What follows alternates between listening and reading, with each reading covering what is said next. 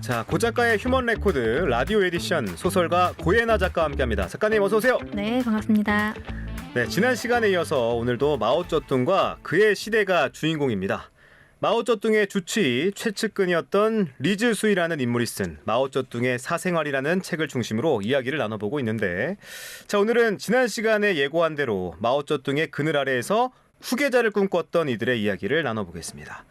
지난 시간 마오에게 직언을 서슴지 않았던 펑더화이 얘기를 잠깐 했었죠. 네. 그 일을 기화로 펑더화이 부주석 자리에서 쫓겨나게 되는데, 이후 새롭게 부상한 인물이 린벼오라는 인물입니다. 자, 2인자 린벼오 얘기부터 시작해볼까요? 네. 저번 시간에 펑더화이가 이제 직원을 했다가 부주석 자리에서 해임이 되고 문화대혁명 시기에는 무려 병까지 걸리지만 고치지도 못하고 병원도 못 가고 조리돌림을 당하다가 그렇게 죽거든요. 굉장히 비참한 최후를 맞고 그것을 보고 겁을 먹은 덩샤오핑 그다음에 저우언라이는 굉장히 숨죽여서 몸보신을 하고, 그러면서 또 조금 이상한 아부를 잘하는 아첨꾼이 등장을 하게 됩니다. 네. 그리고 그가 펑더화이의 자리를 이제 2인자 자리를 꿰차게 되는 거죠. 그 사람이 바로 린벼오라는 사람인데, 네. 이 리즈수이 주치 작가가 뭐라고 하냐면은, 아니 저런 사람이 국공내전의 영웅이고 장군이었다고? 어떻게 저런 사람이? 라고 해요. 그에게는 역시 마오처럼 여러 가지 질병이 있었는데, 여기 소개를 하자면은 일단 이제 홍위병이 물러간 자리에 군대, 그러니까 군부 독재가 시작이 됐는데 그 이제 지휘관이 린벼오였어요. 네. 이렇게 유능하고 그런 자리에 있는 사람이 일단 아편 중독증이 있었고, 아편이 없으면 못 살고, 그다음에 두 번째는 햇빛과 바람을 무서워했다는 거예요. 네? 그래서 웬만하면 외출을 삼가하고 실내에서 모든 걸 해결하려고 했다. 예, 그리고 세 번째는 좀 더 심한 건데, 네. 물을 무서워해서 에? 물 소리가 떨어지는 것만 들어도 공포스러워서 심지어 물도 못 마셔서 어떻게 했냐면은 예, 그의 부인이 네. 수증기로 빵을 쪄서 그걸로 수분을 섭취를 했다라고 해요. 아니, 군대에서 지휘관이었다면서요. 네. 근데 물을 무서워하고 바람을 무서워하고 햇빛을 무서워한다고요? 그렇죠. 그리고 이해가 이것으로 안 되네. 끝나지 않고 네. 화장실 가는 걸 너무 무서워해서. 몇 살인데요? 아니 작가님. 아마 지금 저희가 뭐 6살, 7살 얘기하는 게 아니잖아요. 그렇죠. 한 40은 넘었을 것 같은데, 네. 네. 거기다가 화장실 가는 게 너무 두려워서 자신의 침대에서 네. 판을 가져와라. 네. 거기서 이제 모든 볼일을 보고 그걸 이렇게 가져갔다. 라고 하거든요. 네. 그러니까 리즈수이는 아니 이런 사람을 어떻게 2인자에 앉힌단 말인가 라고 생각을 했대요. 네. 근데 한 번 더 생각해보면 마오쩌둥도 너무 질병이 많아. 그러니까 뭐 둘이 비슷한가 보다 뭐 요렇게 생각을 했다고 하고, 특히 이 린벼오도 역시 권력 투쟁할 때 더욱더 증세가 심해졌다.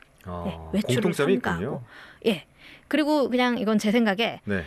1인자의 후광을 받은 2인자 경우에는, 그러니까 내가 실력이 있어서 2인자가 아니라 좀 더 이렇게 효과를 받아서 된 2인자는 굉장히 불안한 거예요. 왜냐면 내 위치를 내가 알거든. 내가 어디 정도인지. 그래서 끊임없이 불안하고, 그리고 이제 원래 1인자, 2인자 사이가 좋지 않으니까 또 불안한 거죠. 예. 자, 권력자 곁에서 나란히 선다는 게 여간 힘든 일이 아니죠.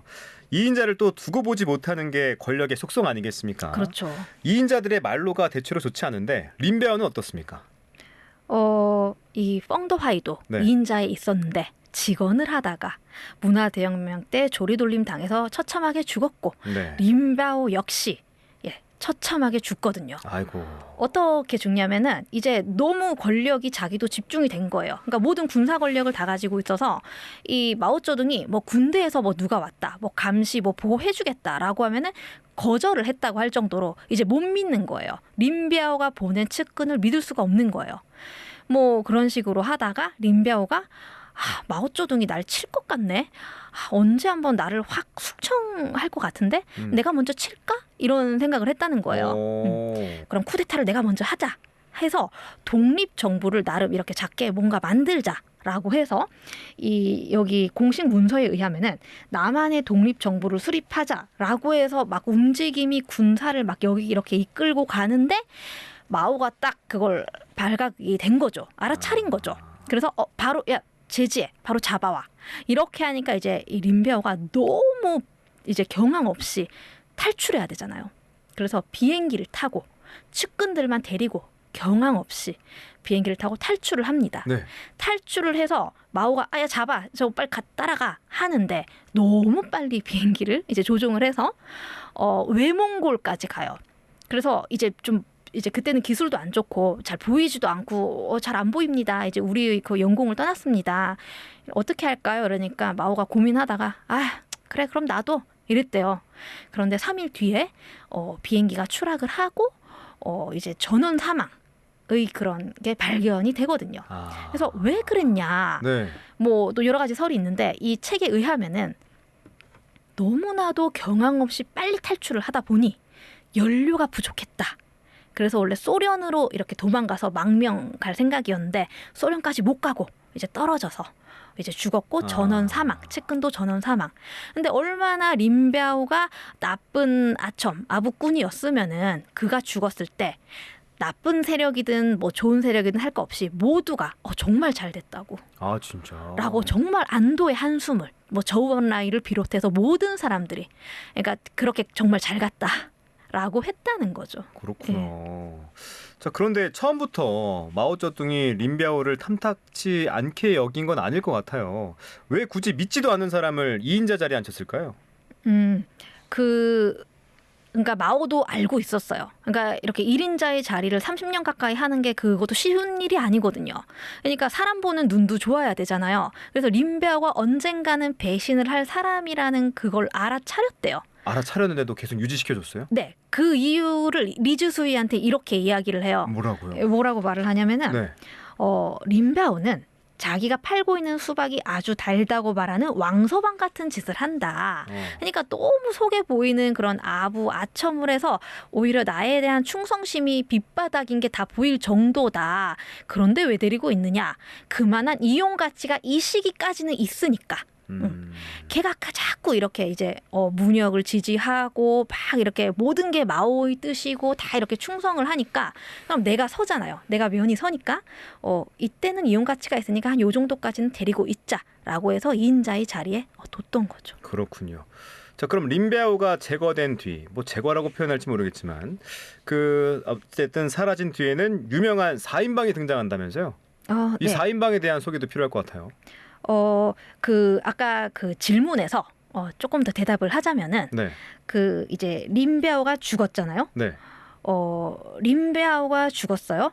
이때 마오 나이가 이제 80이 넘었어요. 네. 만약에 80이 넘었는데 나의 2인자가 제거가 됐어요. 어떨 것 같으세요? 좀 불안할 것 같기도 해요. 막 마냥 좋을까? 라는 생각도 드는데요. 리즈수이 주치의 이 말에 의하면은 네. 이때부터 마오가 폭삭 늙었대요. 확 갔대요. 그러니까 이제 변화가 있었나 보다. 실제로 나에게 쿠데타를 일으키려는 사람이 비행기까지 타고 간 걸 본 거잖아요. 네. 근데 사고사로 죽었지 내가 어떻게 될지 모르는 상황이었잖아요. 그러니까 또 다른 2인자가 언제 어디서 쿠데타를 일으킬지 모른다. 그렇지. 그것 때문에 확 가서 정말 어느 순간 침을 흘리고 굉장히 거동이 느려지고 그러니까 말 버벅거리고 깜빡깜빡하고 그렇게 이제 약간 치매 증세가 보이면서 그렇게 되었다는 거예요. 네. 그러면서 이제 또 다른 권력이 등장을 하는데 그 박근혜 때 문고리. 문고리 4인방. 네. 있었죠. 그런 것처럼 이 마오가 좀 힘 있는 남자는 못 믿는 거예요. 나를 어떻게 할 수 있으니까. 그래서 젊은 여자들. 그러니까 나의 밥도 먹여주고 이런 대소변도 받아주고. 그러니까 이제 그때는 혼자서 대소변을 못하는 상황까지 와서 완전 나의 손발이 되어주고 이제는 그때는 목소리도 잘 못 냈대요. 말도 못해서 입모양을 보고 내가 하는 말을 알아차리는 그런 여성들이 권력을 잡게 되거든요. 네. 그래서 저원라이도 심지어는 그 여자를 통해서 이런 말 좀 전해주세요라고 해야 했고 그런데 그 여자한테 잘 보이지 않으면은 내 말을 전달했는지 안 했는지 알 수 없는 그러니까 완전 이상한 문고리 권력이 그렇구나. 이게 된 거죠. 네. 그러고 나서 이제 이 린비아오가 제거되고 나서 그 2인자 자리를 이제 4인방이라는 사람들이 이제 나타나서 또 자리를 차지하죠. 네. 이 4인방 중에 한 명이 바로 장칭이라는 마오쩌둥의 세 번째 부인입니다. 그 우리나라랑도 조금 겹치는데 굉장히 권력욕이 강하고 질투심이 많고 정치에 관여하고 싶어 하고 예, 끊임없이 정치에 목소리를 내고 싶어 했던 여성이거든요. 네. 네. 그래서 이 리즈수이가 그 여성에 대해서 굉장히 안 좋은 말을 많이 이 책에 쓰고 있어요. 왜냐하면은 나는 주치의고 의사고 정치인도 아닌데 자꾸 나를 모함하고 나를 죽이려고 몇 번이나 했다. 그러니까 왜냐하면은 왜 그랬대요? 장칭은 네. 어떻게든 마오쩌둥의 측근은 다 내 편으로 일단 만들고 싶었던 거예요.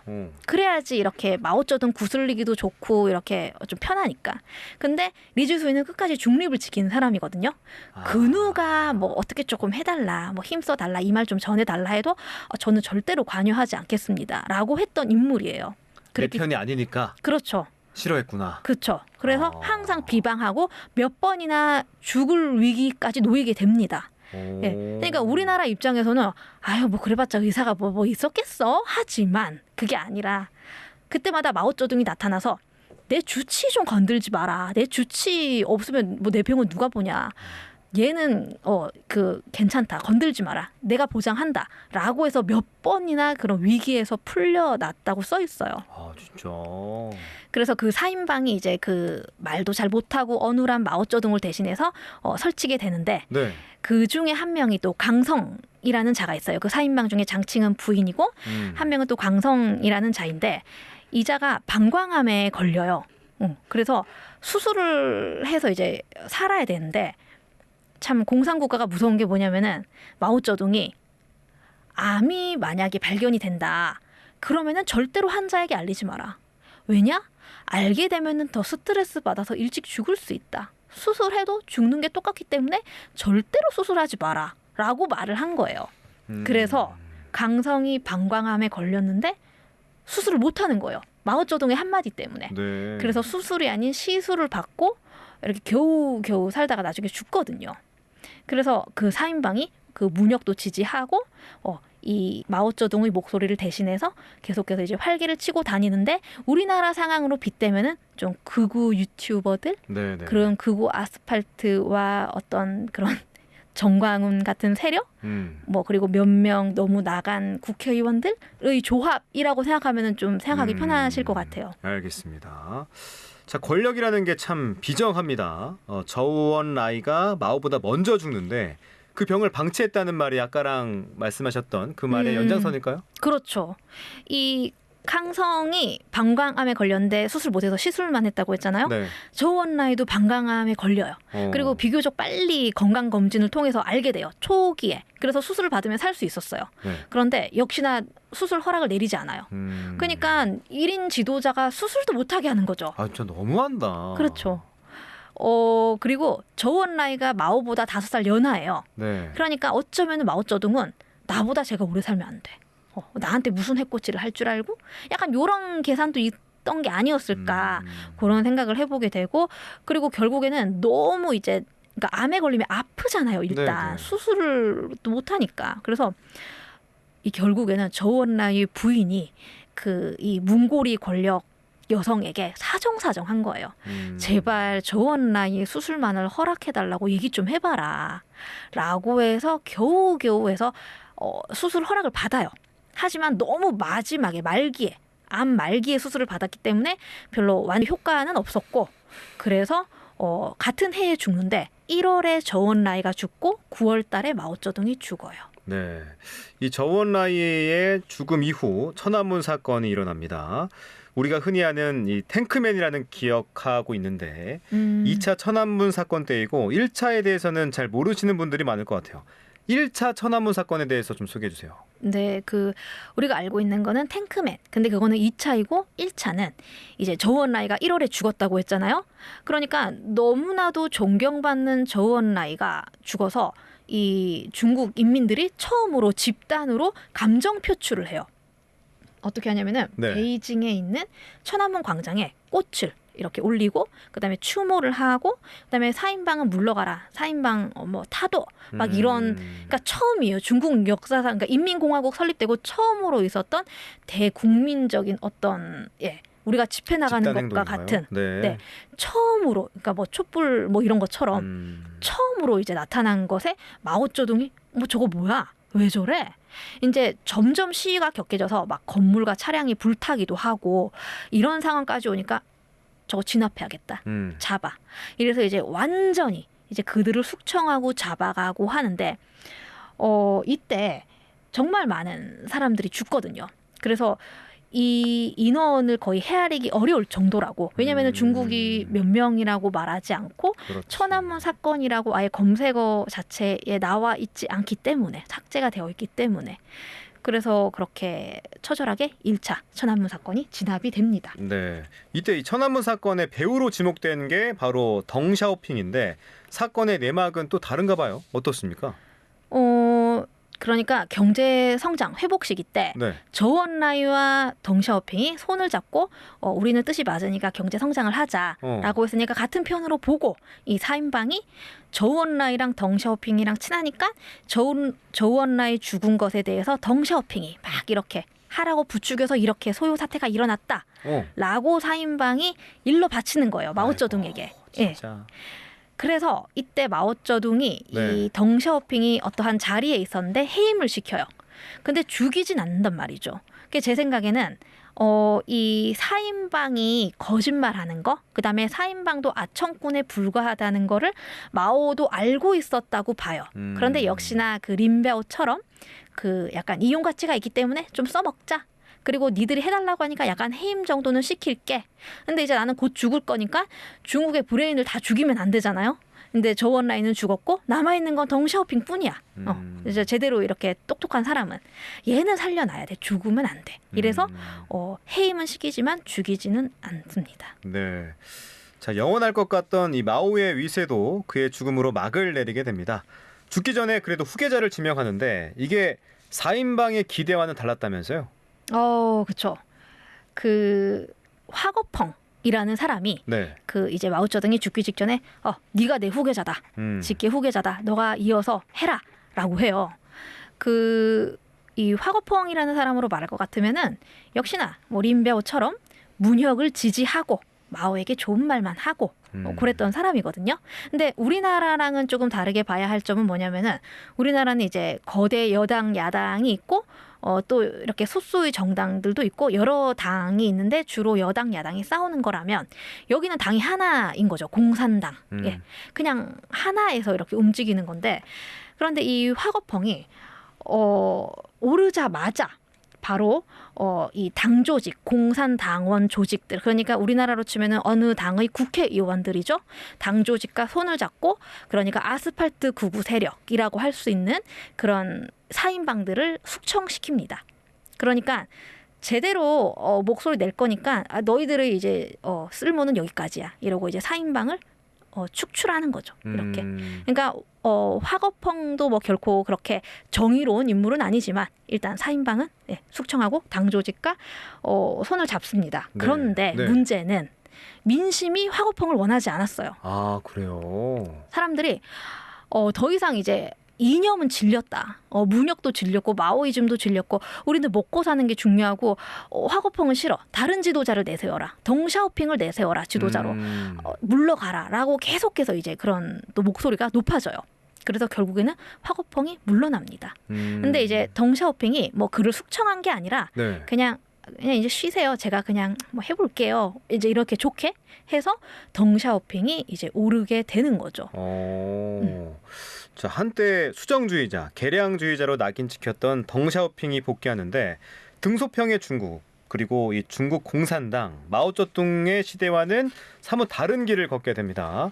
마오쩌둥의 사후에 대해서도 한번 얘기해 볼까요? 마오쩌둥 사후에 이제 이 화거펑이 올랐지만 민심에 의해서 덩샤오핑이 됐단 말이죠. 네. 그런데 이 덩샤오핑이 오른 다음에 가장 먼저 한 게 뭐였냐면은 당 조직을 용서하지 않습니다. 그러니까 같은 공산당원이고 왜? 라고 생각을 할 수 있어요. 그러니까 문화혁명이 일어났던 기간 동안에 내 편을 들지 않았던 당 조직을 덩샤오핑은 결코 용서하지 않았다. 그러니까 물갈이하고 이제 끌고 나갔다라고 볼 수 있을 것 같아요. 네네. 그래서 덩샤오핑이 이제 키가 굉장히 작거든요. 네. 그래서 작은 거인이라는 별명으로 불렸고 정말 그 사람이 이제 집권한 이후에 중국이 눈부시게 경제 성장을 하죠. 그 미국이 그때만 해도 이제 중국을 얕보고 그 나폴레옹도 잠자는 사자의 코털을 건드리지 마라고 중국을 비유를 했는데 이렇게까지 크게 될지 몰랐겠죠. 그 당시만 해도 이제 소련이랑 미국이랑 막 싸울 때잖아요. 뭐 누가 먼저 인공위성을 발사했느니 수소폭탄을 만들었느니 이러고 있는데 이제 소련은 점점 이제 무너지고 중국이 이렇게 힘이 커지고 부상을 하면서 지금 완전 거의 미국을 따라잡다시피 했는데 이때 덩샤오핑이 그 기반을 다 쌓아 올렸다라고 할 수 있죠. 그래요. 자, 덩샤오핑만은 마오쩌둥이 살려두었습니다. 문화혁명의 소용돌이 속에서도 살아남았는데 그의 가능성을 알아봐서 그랬던 건지 이 덩샤오핑이 마오쩌둥의 뒤를 잇는 시대의 거인으로 성장한 배경은 뭘까요? 일단은 그는 그 국공내전 그 이전에도 엄청 힘들었던 그런 공산당 그 10분의 1이라고 했잖아요. 옛날에 네. 국민당의 그때부터 동거동락하면서 마오쩌둥과 한솥밥 먹던 그런 동지, 형제 같은 원로라고 할 수 있어요. 그러니까 다 뭐 숙청되고 죽고 뭐 하고 했지만 아무튼 끝까지 살아남은 사람이고 그다음에 중요한 거는 그 사람은 만약에 이렇게 권력 투쟁이 일어났을 때 누구를 비방하거나 혹은 내가 약간 내 세력 만들게 뭐 이렇게 하자 이런 거를 1도 가담하지 않았던 인물이에요. 아, 그래요? 네. 그래서 그런 권력 투쟁에서는 항상 좀 물러서 있었던. 그래서 마오가 쟤는 그래 뭐 좀 살려놔도 뭐 해임 정도만 시키고 뭐 괜찮겠는데? 약간 그렇게 생각을 했던 것 같고 네. 그리고 그 브레인 중에 저원라이와 덩샤오핑만 살아남았다고 했잖아요. 네. 그 우리가 저원라이 이러면은 굉장히 유능한 외교관이라고 생각을 하는데 이 리즈수이 책에서는 정말 보기 안쓰러울 정도로 마오 앞에서 굽실거렸다라고 표현이 되어 있어요.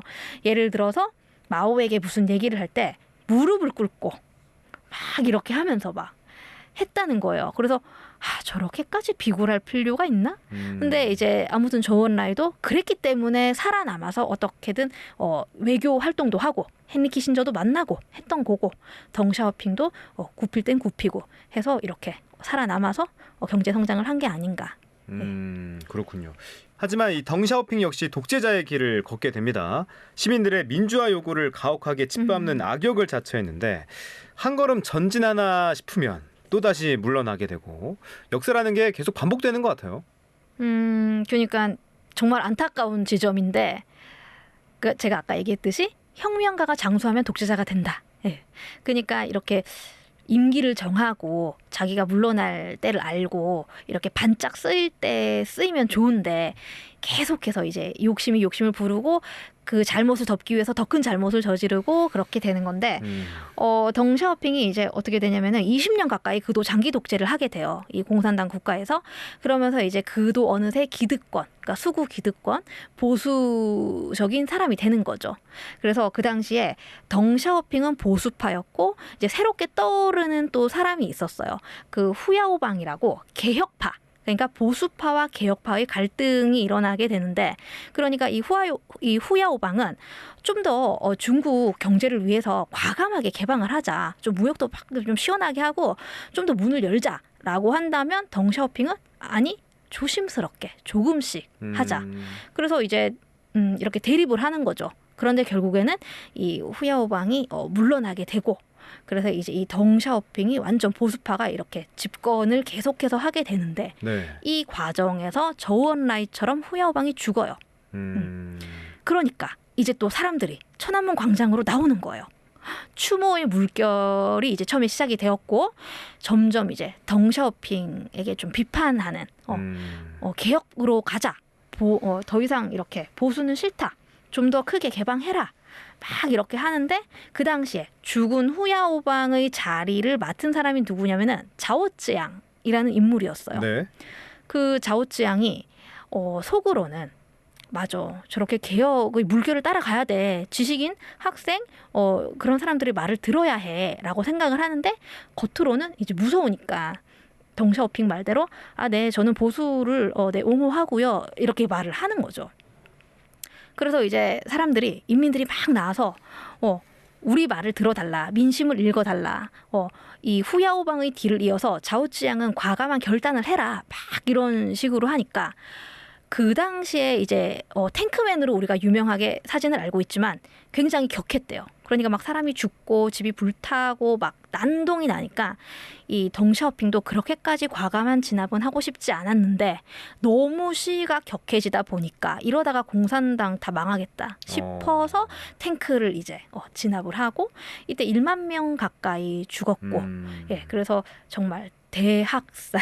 그래서 이때가 1989년이에요. 네. 우리가 1987년에 민주화 물결이 일어났었는데 이제 뭐 노태우로 이제 바뀌긴 했지만 참 안타깝죠. 비슷한 시기에 민주화를 이룰 수 있었는데 탱크로 다 밀어버리고 이제 그 사건은 없는 것처럼 그래서 중국 유학생들이 우리나라에 와서 배우는 그러니까요. 그렇게 된 거죠. 맞습니다.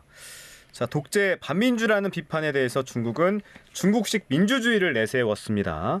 서구의 민주주의, 이 시장 경제가 결코 역사의 종언 혹은 완성이 될 수 없다는 주장인데 작가님은 어떻게 생각하십니까? 시진핑이 네. 2018년에 원래는 연임을 해서 10년간 집권이 가능한데 중국이 다 뜯어 고쳐서 무제한 종신 집권을 할 수 있게 했어요. 맞아요. 그러니까 사실 저는 그의 사후에 중국이 또 되게 궁금해요. 그리고 민주주의라는 게 그러니까 다수 의결이 꼭 좋은 것만은 아니라고도 저는 생각하거든요. 네. 왜냐하면은 동성애자들이나 이런 성소수자들이나 장애인들 같은 소수자들은 결코 그런 발언권을 얻지 못하거든요. 그리고 민주화의 또 단점이라고 하면은 사공이 너무 많아서 배가 진전이 안 가는 거죠. 이게 나아가야 되는데. 근데 공산주의는 딱 한마디 하면은 근데 그게 올바른 정책이라는 전제 하에 이렇게 좋은 방향으로 바로 추진력 있게 나아갈 수 있는데 하지만 이제 독재가 결코 좋은 게 아니라서 참 아이러니한 지점이 있고 좀 어려운 것 같아요. 네. 네, 맞습니다. 뭐 말씀하신 내용들이 뭐 독재를 찬양하는 내용이 절대 아니기 때문에 네, 들으신 분들도 이 중국의 역사에 대해서 한번 더 생각해 보시면 좋겠습니다. 자, 오늘도 역시나 흥미로운 역사 얘기로 꽉 채워봤는데 다음 시간에도 재미있는 또 흥미로운 얘기 기대하면서 오늘은 여기서 인사드리겠습니다. 지금까지 고에나의 휴먼 레코드 소설가 고에나 작가와 함께했습니다. 작가님 오늘 말씀 고맙습니다. 감사합니다.